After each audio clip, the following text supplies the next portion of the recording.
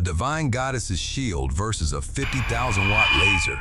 Legends say the Aegis was indestructible, bearing the head of Medusa to petrify all who gazed upon it. Today, we're finding out if petrification is actually a high-tech solution to modern directed energy weapons. Relic reality check. Science meets myth.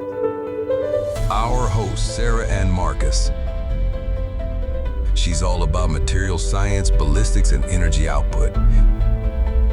He knows the lore, the metallurgy of the era, and the tactical why behind the legend.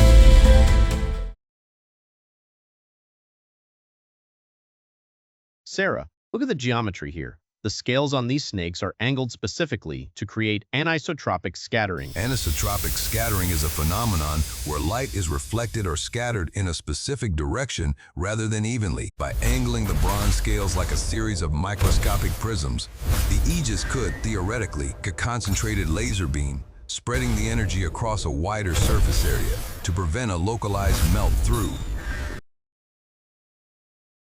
It's not just for show. It's designed to shred a beam of light. I see the angles, Marcus, but bronze is an incredible thermal conductor and not in a good way. It's going to absorb that heat and melt the handle right out of your hand. Brass is an alloy with a relatively low melting range, typically between 900 degrees Celsius and 940 degrees Celsius, which makes it easier to cast than many other metals. I think the Medusa gaze is the key. These eyes aren't glass. I've run a density check, and I suspect they are silicon carbide. Silicon carbide? If you're right, those eyes would act like a massive heat sink. Silicon carbide is a synthetic crystalline compound.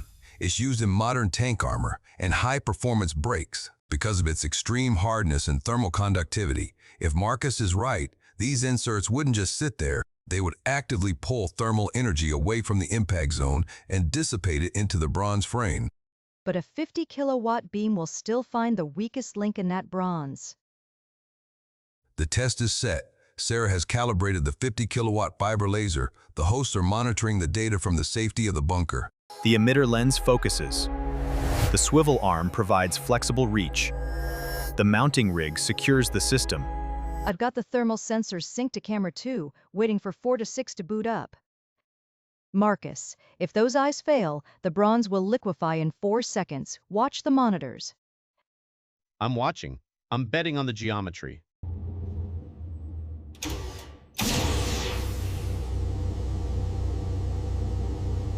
Laser is hot, firing in 3, 2, 1. Engage.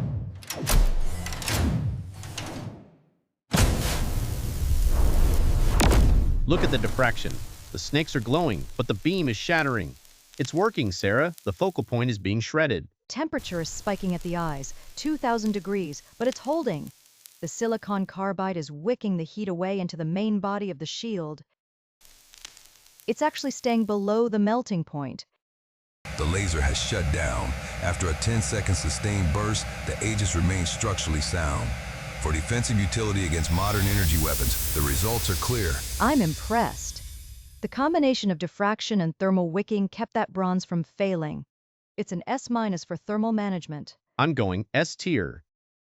S- in tier list means an item, character, or strategy is just below the absolute top tier, S tier, but still exceptionally strong, often considered the best of the very good options, while S tier signifies the peak, game-breaking, or most dominant choices that define the meta, stemming from Japanese grading systems for superb or special. It didn't just survive, it petrified the beam. Next week, we open Pandora's box. Like and subscribe, and join us next time on Relic Reality Check.